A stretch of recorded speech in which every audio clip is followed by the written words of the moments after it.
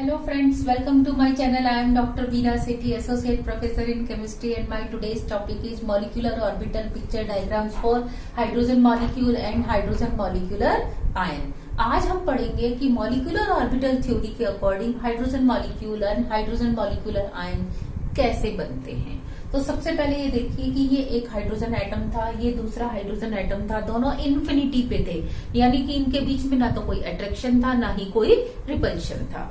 अब जब ये इन्फिनिटी से पास पास आते हैं तो क्या होता है कि अकॉर्डिंग टू वीबीटी तो सिर्फ ये दोनों ओवरलैप करते हैं इतना सा, और इनके इलेक्ट्रॉन्स जो हैं वो अपनी आइडेंटिटी लूज करते हैं कि ये दोनों इलेक्ट्रॉन इधर भी मूव कर सकते हैं, इधर भी मूव कर सकते हैं, दैट मच ओनली।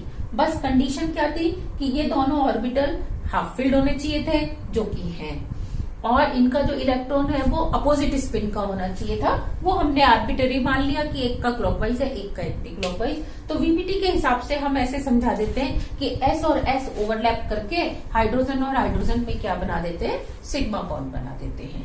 लेकिन एमओटी क्या कहती है? एमओटी ये नहीं कहती। एमओटी क्या कहती है कि जब दो एटम्स इन्फिनिटी से पास पास आते हैं तो उनके दोनों ऑर्बिटल भी डिसॉल्व हो जाते हैं, लीनियरली कंबाइन हो जाते हैं, दो नए ऑर्बिटल बनाते हैं जिनका नाम होता है मॉलिक्यूलर ऑर्बिटल। ये पहले थे एटॉमिक ऑर्बिटल, इनको हम कहते थे एओ मीन्स एटॉमिक ऑर्बिटल। अब ये एक मॉलिक्यूलर ऑर्बिटल बन गया इन दोनों के कॉम्बिनेशन से, जिसमें हम क्या देख रहे हैं, बीच में इलेक्ट्रॉन डेंसिटी ज्यादा है, साथ में एक और ऑर्बिटल बना, क्योंकि दो है ना ये, तो दो बनेंगे हमारे पास। दूसरा ऑर्बिटल ऐसे बनता है, ये देखिए ऐसे, जिसके अकॉर्डिंग जो डेंसिटी है वो बीच में क्या है, मिनिमम है, 0 है। और अगर इन इलेक्ट्रॉन इस ऑर्बिटल में इलेक्ट्रॉन ऐसे ऐसे चक्कर काटेंगे तो दोनों न्यूक्लियस में रिपल्शन क्या होगा, ज्यादा होगा, क्योंकि माइनस का चार्ज कम आएगा, माइनस के इलेक्ट्रॉन दोनों न्यूक्लियस के बीच में कम आएंगे। और अगर इस इलेक्ट्रॉन में वो रिवॉल्व करते हैं तो न्यूक्लियस के बीच में इतनी सारी इलेक्ट्रॉन डेंसिटी है तो वहां पे क्या होगा, रिपल्शन कम होगा और वो स्टेबल हो जाएगा। तो हमने क्या देखा कि माना कि ये एक हाइड्रोजन ए था, ये दूसरा हाइड्रोजन बी था, ये इसका एटॉमिक ऑर्बिटल है 1s1, ये इसका एटॉमिक ऑर्बिटल है 1s1, दोनों में एक एक इलेक्ट्रॉन है, दोनों इन्फिनिटी से पास पास आए, एक बना बॉन्डिंग, एक बना एंटी बॉन्डिंग। तो देखो ये मैंने बॉन्डिंग की एनर्जी बनाई क्योंकि बॉन्डिंग की एनर्जी एटॉमिक ऑर्बिटल से क्या होती है, कम, और ये एंटी बॉन्डिंग की बनाई जो इससे क्या होती है, ज्यादा। यहाँ मैंने आपको सिर्फ शुरू में एक्सप्लेन करने के लिए या समझाने के लिए इनकी शेप बना दी है। एक्चुअली आप क्या कर सकते थे, दो स्फेरिकल भी बना सकते थे, स्फीयर नहीं बनाना चाहो तो आप दो लाइन खींच सकते हो, लाइन नहीं खींचना चाहो तो आप बॉक्स भी बना सकते हो कि यहाँ एक बॉक्स बॉन्डिंग का बन गया, एक बॉक्स एंटी बॉन्डिंग का। लेकिन इस ऑर्बिटल का नाम क्या होता है? इस ऑर्बिटल का नाम होता है सिग्मा बॉन्डिंग 1s, क्योंकि ये सिग्मा नेचर का है। दोनों न्यूक्लियस जो जोड़ने वाली लाइन है, दोनों न्यूक्लियस को जोड़ने वाली जो लाइन है, इसके चारों तरफ ऐसे ये लाइन है तो इसके चारों तरफ सिमेट्रिकली इलेक्ट्रॉन डेंसिटी डिस्ट्रीब्यूटेड है, इसलिए हम इसको सिग्मा कह रहे हैं। और क्योंकि न्यूक्लियस के बीच में इलेक्ट्रॉन डेंसिटी ज्यादा है, ये बॉन्डिंग को प्रीफर कर रहा है, इसलिए हम इसको बॉन्डिंग कह रहे हैं, और 1s से मिलकर बना है इसलिए हम इसको 1s कहते हैं। लेकिन इसका नाम क्या होता है, सिग्मा एंटी बॉन्डिंग 1s। ये दो ऑर्बिटल बन गए, और यहां से लेके यहां तक इसकी जो एनर्जी का गैप है वो क्या है, डेल्टा, यानी कि मॉलिक्यूलर ऑर्बिटल एटॉमिक ऑर्बिटल के कंपैरिजन में डेल्टा एनर्जी से स्टेबल होता है, और एंटी बॉन्डिंग ऑर्बिटल जो है एटॉमिक ऑर्बिटल के कंपैरिजन में डेल्टा एनर्जी से क्या होता है, अनस्टेबल। तो ये दोनों डेल्टा की वैल्यू सेम होती है। तो अब अगर जब ये दोनों इन्फिनिटी पे थे तो इलेक्ट्रॉन कहाँ थे, इन दोनों में ही थे, यानी कि इन दोनों में थे। तो आर्बिट्रेरीली अगर इसकी एनर्जी 10 है, इसकी 10 है, तो दोनों इलेक्ट्रॉन की मिला के कितनी थी, 20 थी। अब जब ये मॉलिक्यूल बन गया, ऐसे बन गया, मॉलिक्यूल बनने के बाद अब ये तो बचा ही नहीं, तो अब इलेक्ट्रॉन किस में जाएगा, अब इलेक्ट्रॉन मॉलिक्यूलर ऑर्बिटल में जाएगा, किस में, बॉन्डिंग वाले में, तो इसमें आ गया। तो अब देखो सपोज इसकी एनर्जी 5 और इसकी 15 है, तो क्या होगा, अब पहले इलेक्ट्रॉन की भी 5, दूसरे की भी 5, तो अब 10 ही रह गई इस सिस्टम की एनर्जी, यानी कि 10 से क्या हो गया, ये सिस्टम स्टेबल हो गया। अब अगर हम इस 10 को कैसे बोलना चाहें डेल्टा की टर्म में, तो एक इलेक्ट्रॉन यहां से यहां आया तो डेल्टा एनर्जी कम हुई, दूसरा इलेक्ट्रॉन नीचे आया तो 2 डेल्टा से क्या हो गया, सिस्टम स्टेबल हो गया। अगर ऊपर जाते तो 2 डेल्टा से अनस्टेबल होता। अच्छा, ये था इसका बॉन्ड एनर्जी। लेकिन अगर मेरे को बॉन्ड ऑर्डर निकालना हो कि हाइड्रोजन हाइड्रोजन पास पास आए तो इनके बीच में कौन कितना बॉन्ड ऑर्डर आया, तो देखो बॉन्ड ऑर्डर निकालने का फॉर्मूला होता है बॉन्डिंग में इलेक्ट्रॉन माइनस एंटी बॉन्डिंग में इलेक्ट्रॉन डिवाइड बाई 2। तो क्या हो जाएगा बताओ, बॉन्डिंग में इलेक्ट्रॉन कितने हैं 2, एंटी बॉन्डिंग में 0 divide by 2 is equal to 1। तो इट सेज कि हाइड्रोजन हाइड्रोजन में कौन सा बॉन्ड है, सिंगल बॉन्ड है। नेक्स्ट, अगर मुझे बॉन्ड एनर्जी निकालनी है तो बॉन्ड एनर्जी कैसे निकालते हैं, बॉन्डिंग में इलेक्ट्रॉन माइनस एंटी बॉन्डिंग में इलेक्ट्रॉन इनटू डेल्टा। तो बताओ बॉन्डिंग में 2 माइनस 0 इनटू डेल्टा, तो बॉन्ड एनर्जी कितनी हो जाएगी इसकी 2 डेल्टा।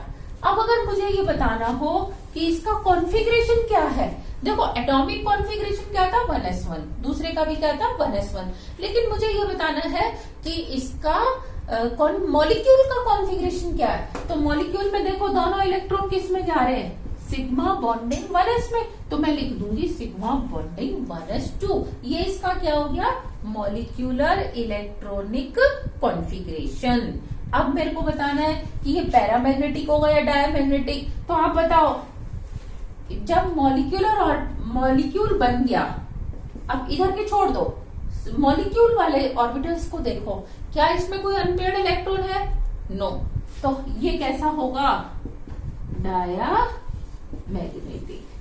तो हमने एक्सप्लेन किया कि मॉलिक्यूलर ऑर्बिटल्स की एनर्जी कैसे चेंज होती है। यहाँ मैंने आपको पिक्चर बना के बताई थी कि मॉलिक्यूलर ऑर्बिटल्स कैसे बनते हैं linear combination of atomic orbitals से, इसका नेचर क्या होगा मैग्नेटिकली, और इसका कॉन्फ़िगरेशन क्या होगा, बॉन्ड एनर्जी क्या होगी, और इसका बॉन्ड ऑर्डर क्या होगा। तो यही चीज हमने वीपीटी से भी समझाई थी, यही चीज हमने मॉलिक्यूलर ऑर्बिटल थ्योरी से भी समझा दी। अब मुझे एक्सप्लेन करना है hydrogen 2+ molecule, hydrogen molecular ion. अब हाइड्रोजन मॉलिक्यूलर आयन के लिए बताओ क्या होने वाला है कि यहाँ पे ये एक हाइड्रोजन 1s1 आ रहा है, दूसरा हाइड्रोजन आ रहा है 1s0, उसके पास कोई इलेक्ट्रॉन नहीं है, तभी तो बनेगा H2+। तो अब आप बताओ अकॉर्डिंग टू वीबीटी ने क्या कहा था कि both atomic orbitals must have an unpaired electron with a positive spin, only then overlapping is allowed, otherwise overlapping is not allowed। आप मेरा वीबीटी वाला वीडियो भी देख सकते हैं। तो अब अकॉर्डिंग टू वीबीटी चाहे ये इंफिनिटी से कितने ही पास आ जाए, दे कांट ओवरलैप, पर H2+ मॉलिक्यूल नहीं बनना चाहिए, लेकिन ये तो बनता है। हम देखते हैं कि इसकी एग्जिस्टेंस है। सन के अगर स्पेक्ट्रम में देखें तो वहां पे भी हाइड्रोजन मॉलिक्यूलर आयन है। अर्थ पे भी हम बहुत सारी रिएक्शंस में देखते हैं कि हाइड्रोजन मॉलिक्यूलर आयन बनता है। तो अब ये कैसे बनता है, इसको हम किससे समझाएंगे, एमओटी से। तो अकॉर्डिंग टू एमओटी क्या होता है कि जब दो एटॉमिक ऑर्बिटल्स एटम्स, उनके कैसे भी ऑर्बिटल्स हैं, उनकी एनर्जी अगर ऑलमोस्ट सेम है, जैसे इन दोनों की ऑलमोस्ट सेम है, तो वो जब इंफिनिटी से आते हैं, अगर उनकी सिमेट्री अलाउ कर रही है तो दे विल कंबाइन, और कंबाइन होके क्या बनाएंगे, दो ऑर्बिटल बनाएंगे। ये एक मॉलिक्यूलर ऑर्बिटल बन गया, ये दूसरा मॉलिक्यूलर। उसके लिए ऐसी कोई कंडीशन नहीं है कि दोनों में एक इलेक्ट्रॉन होना चाहिए। एमओटी ने ये बिल्कुल नहीं कहा, वीबीटी ने कहा था कि एक होना चाहिए। तो अब जब इन्होंने ये दो ऑर्बिटल बना दिए, एक आया आपका हाइड्रोजन, एक आया H+, ये H+ के इलेक्ट्रॉन्स हैं। अब आप इसको H+ मान सकते हैं, इसको आप H मान सकते हैं। तो बताओ क्या होगा, ये दो इलेक्ट्रॉन की जगह अब एक ही है।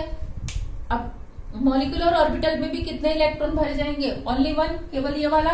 तो ये देखो ये बन गया, और ये एक इलेक्ट्रॉन है तो इसका बॉन्ड ऑर्डर कितना आएगा, हाफ, क्योंकि यहाँ पे कितना इलेक्ट्रॉन है 1। दूसरा इसकी बॉन्ड एनर्जी कितनी आएगी 1 डेल्टा। तो अब आप ये कह सकते हैं कि हाइड्रोजन और हाइड्रोजन प्लस में बॉन्ड तो बनता है, लेकिन कितना बॉन्ड बनता है, हाफ।